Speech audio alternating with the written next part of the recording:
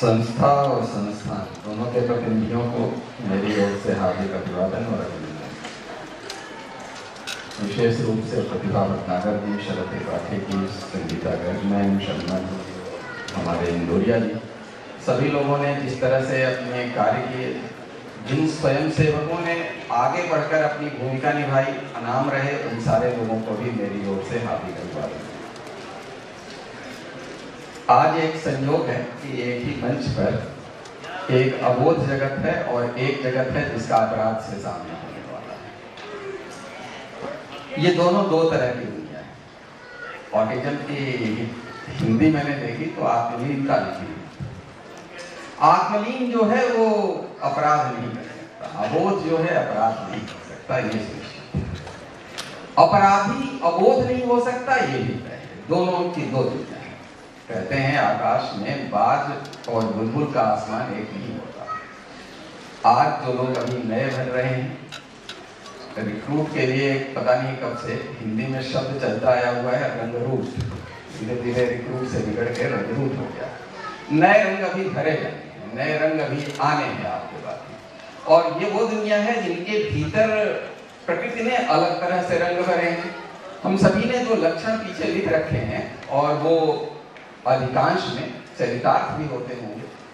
आंख मिलाने में परेशानी होती है, जुबान में कहीं वो बात नहीं आ पाती जो सब में दिखती है।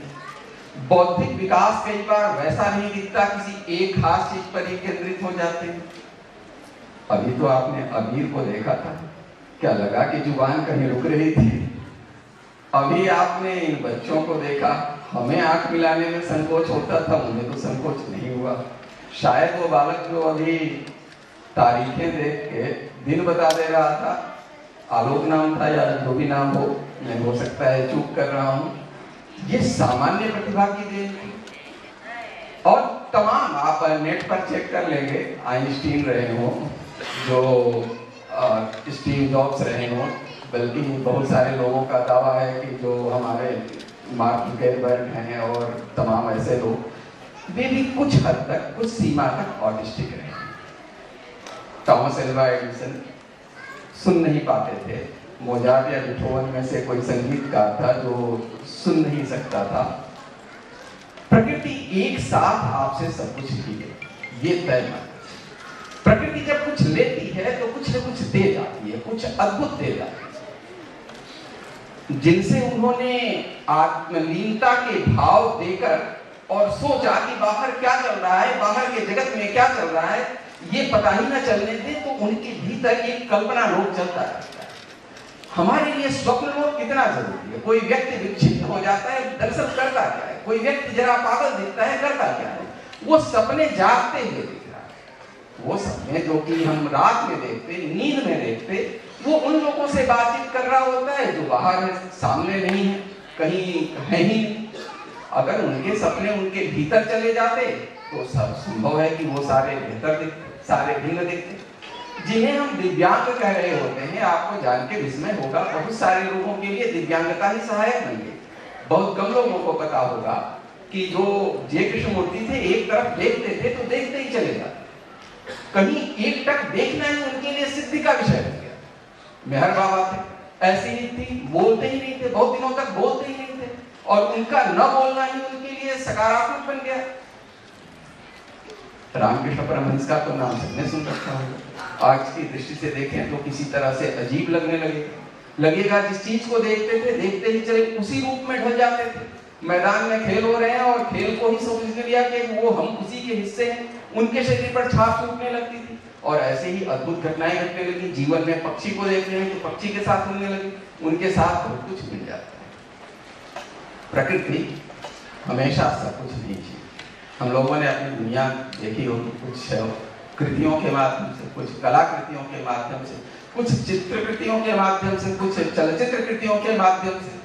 तारे जमीन पर देखा होगा, डिस्लेक्सिया से पीड़ित है कोई। ब्लैक देखी होगी, लेडी हेलन केलर नाम की एक महिला थी, न देख सकती थी, न सुन सकती थी, न बोल सकती थी। उनके जीवन से प्रेरित होकर बनी है, अद्भुत फिल्मों में से है। उनसे किसी ने पूछ लिया कि कभी आपको दुख नहीं होता जो सृष्टा ने, जो ईश्वर है, उसने आपके साथ इतना अन्याय कर दिया। तो उन्होंने लिखा, क्योंकि लिख सकती थी, बोल नहीं सकती थी, उन्होंने कहा कि नहीं, आंखें न होना अभिशाप नहीं है, अभिशाप ये है कि आंखें भी हों और आपके पास दृष्टि न हो।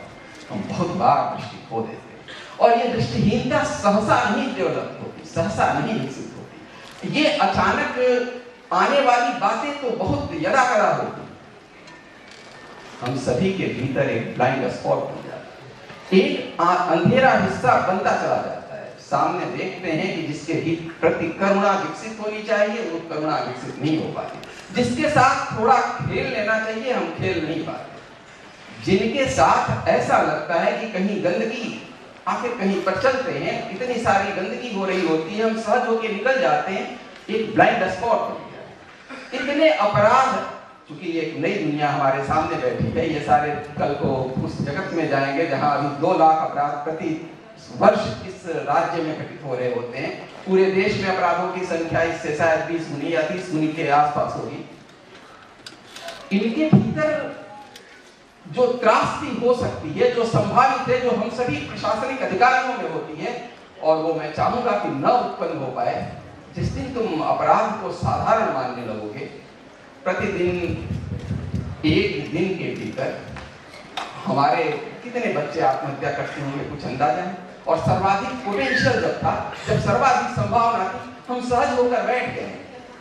एक साल के भीतर अगर कोटा में 58 या 60 बच्चे आत्महत्या कर रहे हैं, तो हम सहज होकर बैठ गए, कहीं तो कुछ गलत हो रहा है ना। इतनी हत्याएं हो रही हैं, कहीं तो कुछ गलत हो रहा है। इतने बलात्कार हो रहे हैं, या इतने सारे अपराध घटित हो रहे हैं, कुछ तो गलत हो रहा है। जब तक इसी रास्ते चलेंगे, परिवर्तन संभव नहीं होता। और ये परिवर्तन किसी एक व्यक्ति की जागीर नहीं होती। हर तरह के लोग चाहिए, जो जन सेवक हों, जो समाज सेवक हों, जो हमारी तरह लोक सेवक बनने का दावा करते हों या बन चुके हों। और ये विडंबना है, सब लोग लोक सेवक बन जाते हैं, लोक सेवक नहीं होते। आप जिस पद पर हो, हमेशा उस पद के लिए डिजर्व करते हो, वो आपका पैशन बन पाया हो, ये कभी सुनिश्चित नहीं होता। अक्सर उल्टा ही होता है। जिस भी पद पर चले जाते हैं, कुछ ही दिनों बाद वो जगह गलत निकलती है। अपनी प्रवृत्ति, आपका पैशन और प्रोफेशन कभी मिल पाए, ये बहुत विरल संयोग है। ये संयोग आपको प्राप्त हो जाए, इसकी हमेशा हमारे लिए शुभकामना रहेगी। और ये पैशन अगर बचा रह गया आपके भीतर, मैं IAS में था, तो किसी मित्र से बातचीत हुई, पूछा कैसा है वो आजकल, तो कहा कि लड़का अभी ठीक है, अभी भी कुछ आदमी है। ये कहने की बात, हम आदमी होना जो जरा सा भूल जाते हैं, इसी के साथ सारी चीजें भूल जाती हैं। एक बार उसके जूते में पांव रख के देखने की कोशिश करें। ये सही है, हम जो आज इनके प्रति प्रेम, सहज बच्चा सरल है, उसके साथ प्रेम दिखाना बड़ा सरल होगा।